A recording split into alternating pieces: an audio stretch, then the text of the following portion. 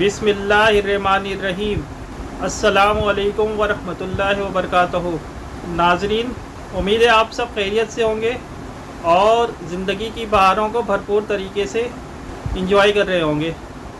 नाजरीन, जब भी किसी जुर्म का इर्तिकाब होता है तो उस सिलसिले में कानून के तहत पुलिस इस बात की पाबंद है कि अगर काबिल दस्तअंदाज़ी जुर्म सरज़द हुआ है तो इंफॉर्मेशन मिलते ही पुलिस एफआईआर दर्ज करने की पाबंद है, सेक्शन 154 ज़ाब्ता फ़ौजदारी के तहत। लेकिन अगर आप एफआईआर दर्ज करवाने जाते हैं और पुलिस एफआईआर का इंदराज नहीं करती है तो ऐसी सूरत में क्या कानूनी तरीक़ेकार इख्तियार किया जाए। तो कानून इस सिलसिले में कुछ अल्टरनेट रेमेडी भी प्रोवाइड करता है। सबसे पहली चीज़ तो ये कि आपकी जो भी दरख्वास्त एप्लीकेशन है एफआईआर के इंदराज के लिए, आप वो पुलिस वालों को रिसीव करवा दें, और अगर वो रिसीव नहीं करते हैं तो आप उनको बज़रिया कोरियर एक्नॉलेजमेंट ड्यू के तहत, जिसकी एक्नॉलेजमेंट या रिसीविंग की का प्रूफ भी आपके पास हो, उनको कोरियर कर दें।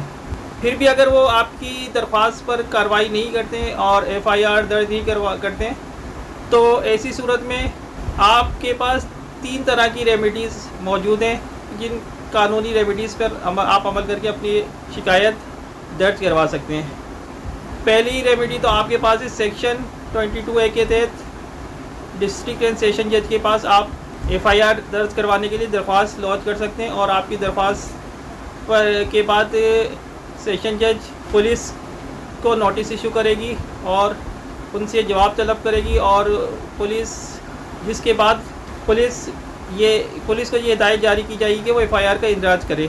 दूसरी रेमेडी आपके पास है कि आप सेक्शन 156(3) के तहत मुतालिका मजिस्ट्रेट के पास भी अपनी शिकायत दर्ज करवा सकते हैं और उनसे दरख्वास्त कर सकते हैं कि इस मुकदमे का इंदराज करवाया जाए और आपकी दरख्वास्त पर अमल करते हुए पुलिस ज़रूरी इन्वेस्टिगेशन करे।